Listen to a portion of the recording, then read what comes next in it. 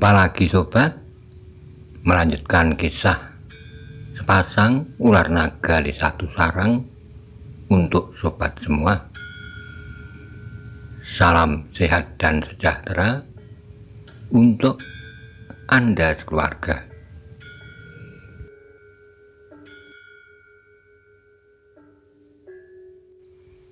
Pada episode terdahulu dikisahkan bahwa Empu Ba'datu setelah sembuh dari luka-lukanya ingin menjalin kembali kerjasama dengan Linggopati. Tapi sebelumnya ia ingin singgah dahulu di Padepokan Serigala Putih dan Macan Kumbang. Bagaimana kisah selanjutnya? Mari simak bersama-sama. Aku harus membicarakan masak-masak dengan orang-orang terpenting di padepokanku. Kehadirannya benar-benar merupakan mimpi yang buruk bagi Padepokan Serigala Putih yang mencoba untuk menenangkan dirinya. Orang itu pun kemudian mempercepat langkahnya, seolah-olah ia tidak sabar lagi untuk menyampaikan berita kehadiran Empu Ba'datu itu kepada kawan-kawannya. Sementara itu Empu Ba'datu masih berada di balik gerumbul bersama seorang pengawalnya. Sejenak mereka mengawasi orang Padepokan Serigala Putih itu. Namun sulitlah bagi Empu Ba'datu untuk mendapatkan kesan daripadanya. Apakah orang itu akan bersedia menyampaikannya kepada kawan-kawannya? Bertanya Empu Ba'datu kepada pengawalnya.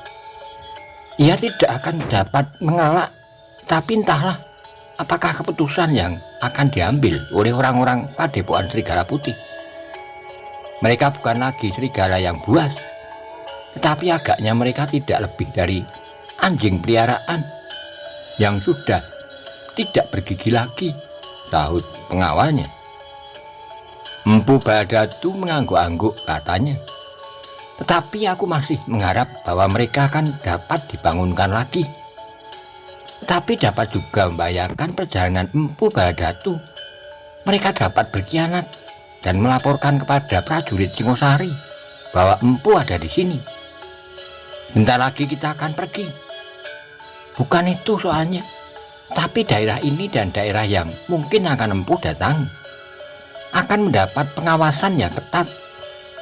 Jika selama ini perjalanan Empu terlepas dari pengawasan para petugas dari Singosari, maka jika orang itu berkhianat, mungkin sekali orang-orang Singosari akan membuat jaring-jaring yang dapat membahayakan perjalanan Empu. Tetapi Empu Ba'datu tersenyum, katanya. Mereka tidak akan berani berbuat demikian. Maksudku, orang-orang Serigala Putih. Untuk sementara mereka akan tetap diam, menunggu perkembangan keadaan. Jika akhirnya mereka memutuskan untuk tidak lagi berhubungan dengan aku, maka keputusan itu akan diambil dalam waktu yang lama. Pengawalnya termenung sejenak, namun ia pun kemudian mengangguk-anggukkan kepalanya. Marilah, aku akan singgah juga di Padepokan Macan Kumbang, berkata Empu Ba'datu. Tetapi apakah itu tidak berarti memperluas berita kedatangan Empu di daerah ini? Tentu orang-orang Macan Kumbang juga berada di bawah pengawasan prajurit Singosari. Tapi aku ingin memperingatkan pada mereka bahwa mereka akan selalu berada di bawah bayang-bayang kekuasaanku. Bagaimanapun juga mereka tidak akan dapat melepaskan diri sama sekali. Seperti yang aku katakan, ada dua akibat yang berlawanan dapat timbul. Sekali lagi Empu Ba'datu tertawa, katanya. Aku masih akan dapat menakut-nakuti mereka dengan kekuatan yang tersisa. Pengawasan prajurit Singosari ternyata tidak begitu ketat atas mereka. Sebelum mereka menyatakan kehadiran Empu Ba'datu, Empu Ba'datu mengerutkan keningnya dengan ragu-ragu. Ia pun kemudian bertanya, apakah maksudmu? Sebelum mereka menyatakan bahwa Empu Ba'datu telah datang ke padepokan mereka, maka prajurit-prajurit Singosari tidak akan mengawasi mereka dengan ketat. Tetapi jika laporan tentang kedatangan Empu sudah mereka dengar, tentu mereka akan mengambil sikap lain. Empu Badatu masih saja tertawa, katanya. Untuk 1-2 hari, mungkin 1-2 bulan, mereka akan mengambil sikap dan pengawasan yang lebih ketat. Tapi sudah itu, mereka akan melupakannya dan semuanya akan berjalan seperti biasa. Nah, aku akan menunggu kesempatan serupa itu. Pengawalnya termenung sejenak, namun ia pun kemudian mengangguk pula sambil berkata, setiap kali empu datang dan dilaporkan, maka mereka akan persiapkan diri untuk 1 atau 2 pekan. Seterusnya mereka lengah lagi dan empu akan datang lagi menjenguk padepokan ini. Empu Badatu tertawa semakin keras dan pengawalnya pun ikut tertawa pula. Marilah, kita tinggalkan padepokan ini, kita akan meneruskan perjalanan. Mungkin di padepokan ini akan segera terjadi kesibukan pengawasan prajurit-prajurit Singosari. Setelah mereka mendengar aku datang, tetapi aku akan kembali setelah mereka menjanji jemu dan membiarkan padepokan ini di luar pengawasan mereka. Keduanya pun kemudian meninggalkan tempat itu. Mereka masih berpaling memandang ke arah orang padepokan Serigala Putih menghilang. Namun sejenak kemudian Empu Badatu dan beberapa orang pengawalnya telah bergerak meneruskan perjalanan. Mereka ingin sampai ke padepokan Macan Kumbang sebelum berita kedatangannya di padepokan Serigala Putih telah menarik perhatian para prajurit Singosari. Dalam pada itu, orang padepokan Serigala Putih yang telah bertemu dengan Empu Badatu itu pun menjadi bingung. Ia tidak tahu apakah yang sebaiknya dilakukan. Karena itulah maka ia telah mengambil keputusan untuk menyampaikan berita kehadiran Empu Badatu itu pada orang-orang yang dianggap paling berpengaruh di padepokan, sepeninggal para pemimpin mereka, termasuk orang-orang yang ditempatkan oleh Empu Badatu di padepokan itu. Beberapa orang pun kemudian telah berkumpul saat setelah orang-orang yang bertemu dengan Empu Badatu itu berada kembali di padepokannya. Dengan cermat ia menceritakan apa yang telah dialaminya. Pertemuannya dengan orang yang sama sekali tidak diharapkan lagi datang ke padepokannya. Jadi Empu Badatu masih berniat untuk meneruskan perjuangannya? Bertanya salah seorang dari orang-orang di padepokan Serigala Putih itu. Ya, jawab kawannya yang bertemu langsung dengan Empu Badatu. Nampaknya ia sudah siap untuk berjuang dalam waktu yang tidak terbatas.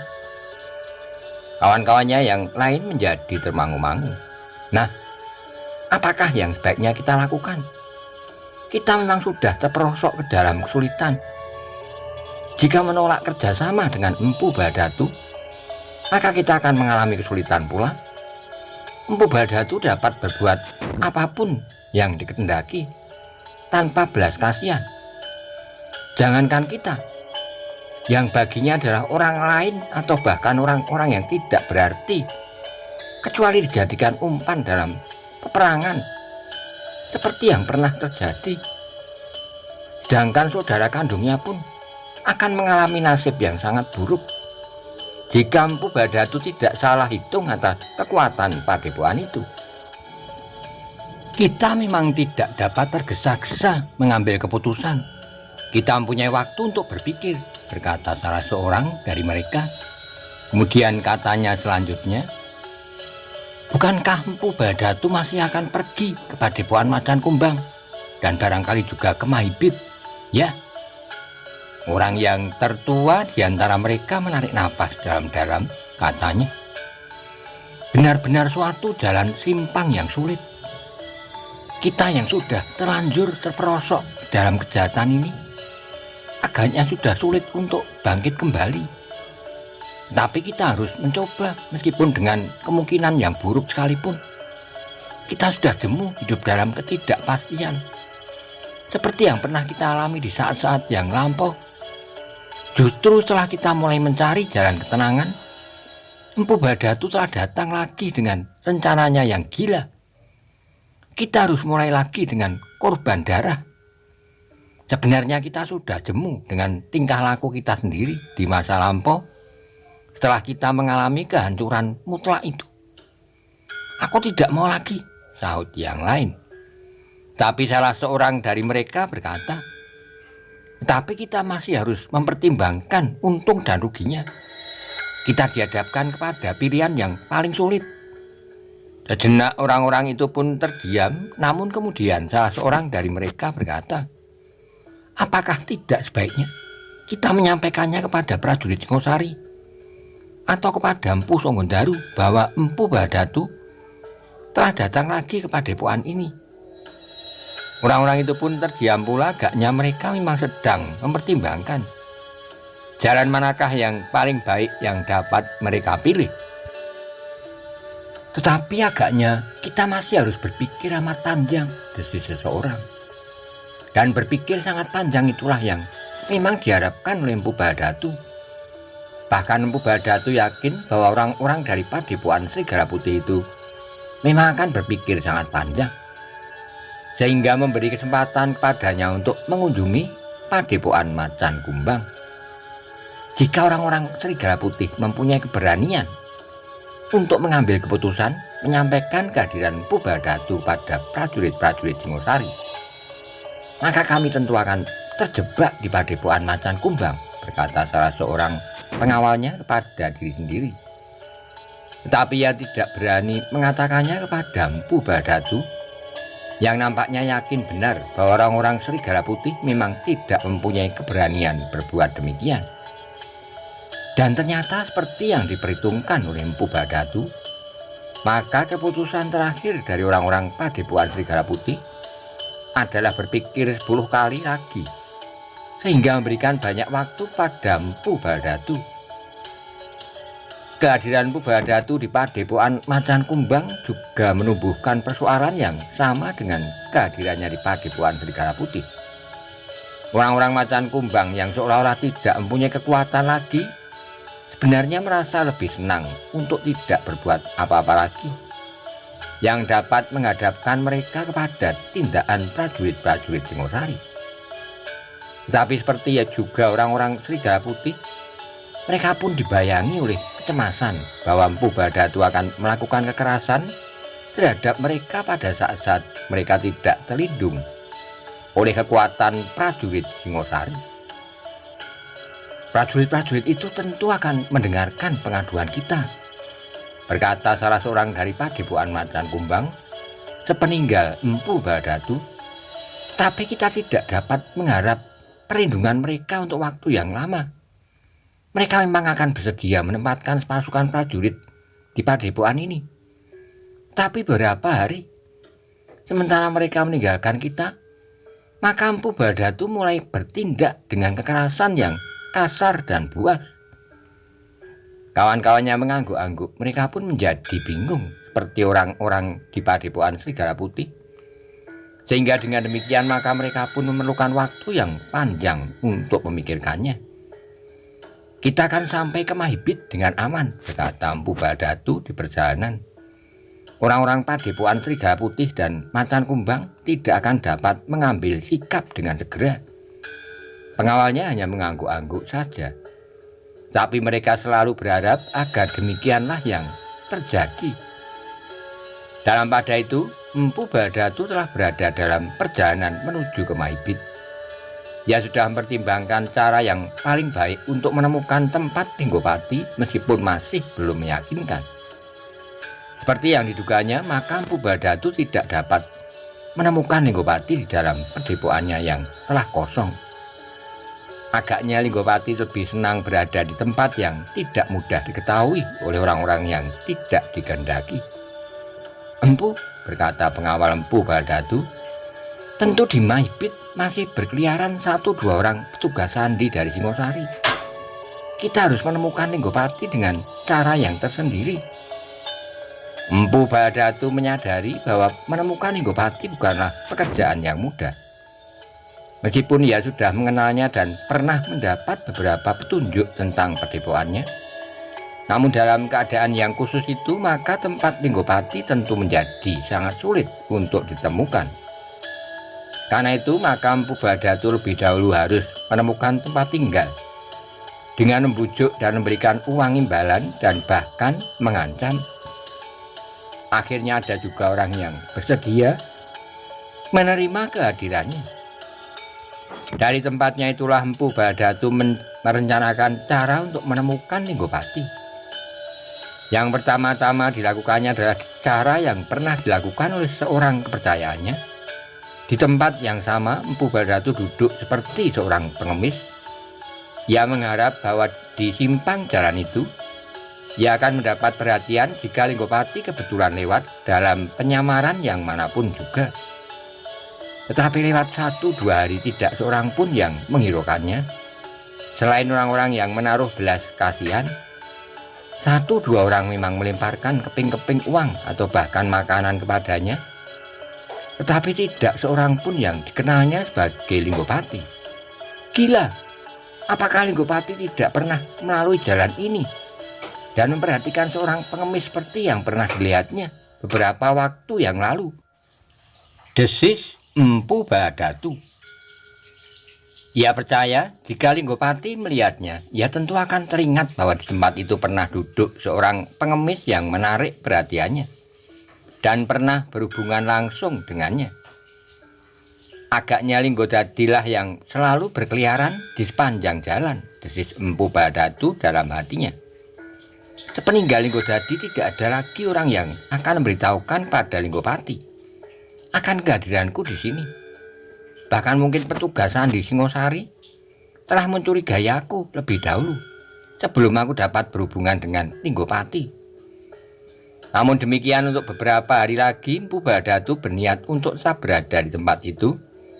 Ia masih mengharap bahwa Linggopati akan melihat dan menaruh perhatian kepadanya. Meskipun ia pun berada dalam penyamaran. Setelah 2-3 hari Empu Bharadatu berada di tempatnya, ia mulai menjadi jemu. Meskipun kadang-kadang ada juga 1-2 orang yang melemparkan keping uang, namun yang diharapkannya adalah kehadiran Linggopati. Di hari berikutnya, Empu Bharadatu sudah mulai ragu-ragu dengan usahanya. Para pengawalnya yang mengamatinya dari kejauhan pun sudah menjadi jemu.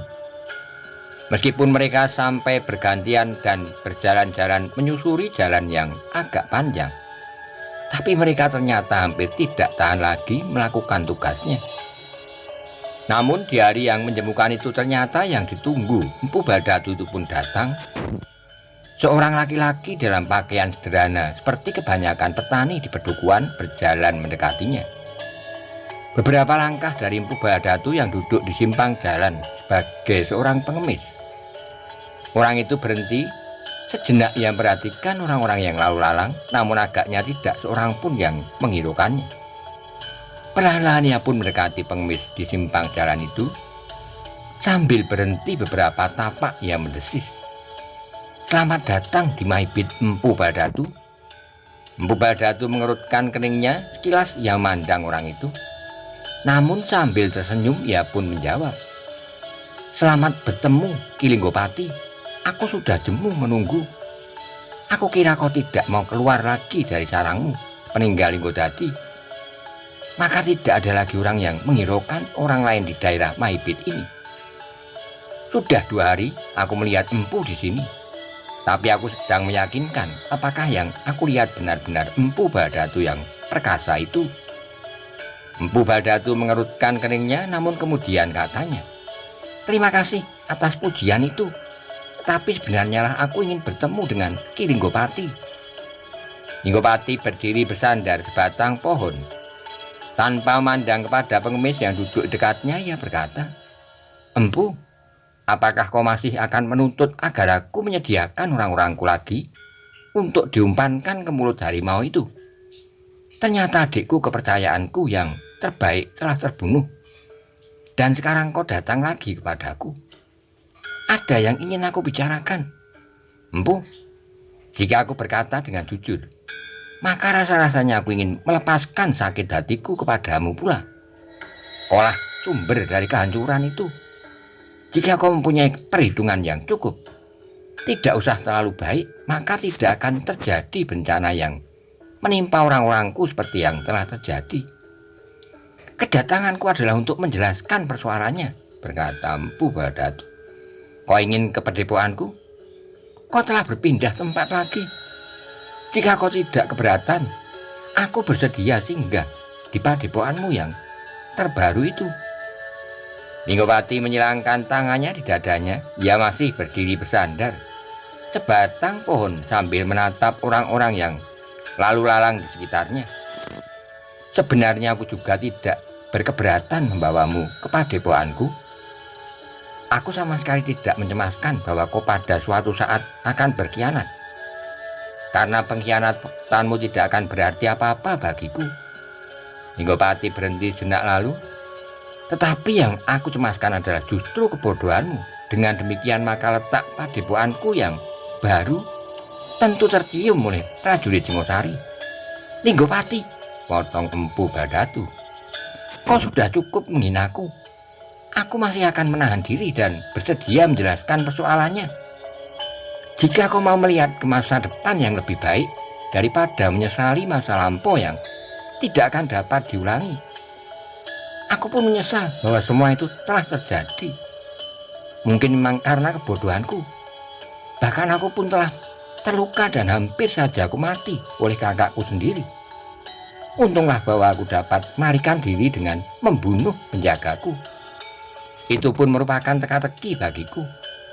Bagaimana mungkin kau dapat melarikan diri dari padepokan Empu Sanggawaru? Aku mengerti pikiranmu.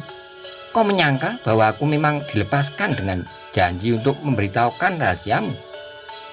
Linggowati tersenyum meskipun ia masih tetap tidak berpaling. Itu memang hakmu, berkata Empu Bharadatu. Tapi aku masih tetap ingin memberitahukan penjelasan dan barangkali kerjasama bagi masa depan. Selagi kau tidak berputus asa karena kematian adikmu itu,